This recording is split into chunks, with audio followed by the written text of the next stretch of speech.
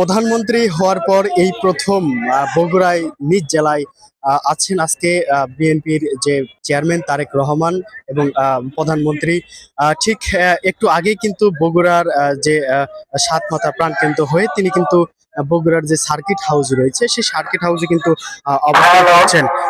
আমরা এখানে দেখতে পেয়েছি যে অসংখ্য নেতাকর্মী এই সার্কিট হাউসের সামনে কিন্তু তারা অবস্থান করছেন এবং আম, তিনি হয়তো একটু পরেই যে বগুড়ার জজকোর্ট এলাকা রয়েছে সেই জজকোর্টের প্রাঙ্গণে যাবেন। সেখানে ই বেইল বন্ড যে উদ্বোধন কর্মসূচি রয়েছে সেটি তিনি সেখানে কিন্তু তিনি অংশগ্রহণ করবেন এবং আরো যদি একটু জানিয়ে রাখি যে সেখান থেকে কিন্তু তার যে আরেকটি কর্মসূচি রয়েছে সেটি হচ্ছে তিনি বগুড়ার যে এই দীর্ঘ বগুড়ার দেশের 13তম সিটি কর্পোরেশন সেটি কিন্তু ঘোষণা করবেন তিনি নিজ হাতে।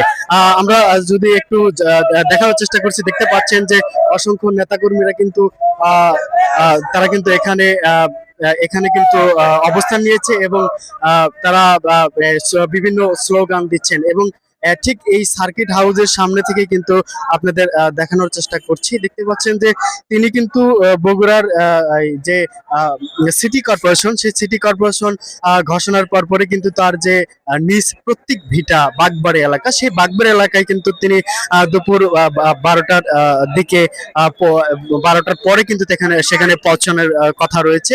সেখানে ফ্যামিলি কার্ড এবং হামের টিকা সহ খাল খনন সহ কিন্তু একাধিক যে কর্মসূচি সেই কর্মসূচি কিন্তু তিনি সেখানে কিন্তু উদ্বোধন করবেন। তারপরে কিন্তু আবারও সেই বগুড়া শহরের যে জেলা বিএনপির আয়োজনে যে আলতাফুন্নেসা খেলার মাঠে যে সমাবেশ স্থল রয়েছে সেই সমাবেশ স্থলে কিন্তু তিনি আসবেন এবং প্রধান অতিথির বক্তব্য দিবেন। তারপরে সেখান থেকে কিন্তু বগুড়া প্রেস ক্লাবের যে ভবন রয়েছে সেই ভবনের কিন্তু যে ফলক উন্মোচন করবেন। তারপরে বগুড়ার যে সেন্ট্রাল মসজিদ রয়েছে সেই মসজিদের কিন্তু পুনর্নির্মাণের ফলক কিন্তু উন্মোচন করবেন। তারপরে তার সর্বশেষে কিন্তু তিনি সন্ধ্যা 6টার পরে 7টার দিকে কিন্তু তিনি বগুড়ার যে পল্লী উন্নয়ন একাডেমি রয়েছে সেখানে সংক্ষিপ্ত বিরতি শেষে কিন্তু তিনি আবারও ঢাকার পথে রওনা দিবেন। ঠিক বগুড়ার সার্কিট হাউসের সামনে থেকে এই ছিল আমার কাছে সর্বশেষ।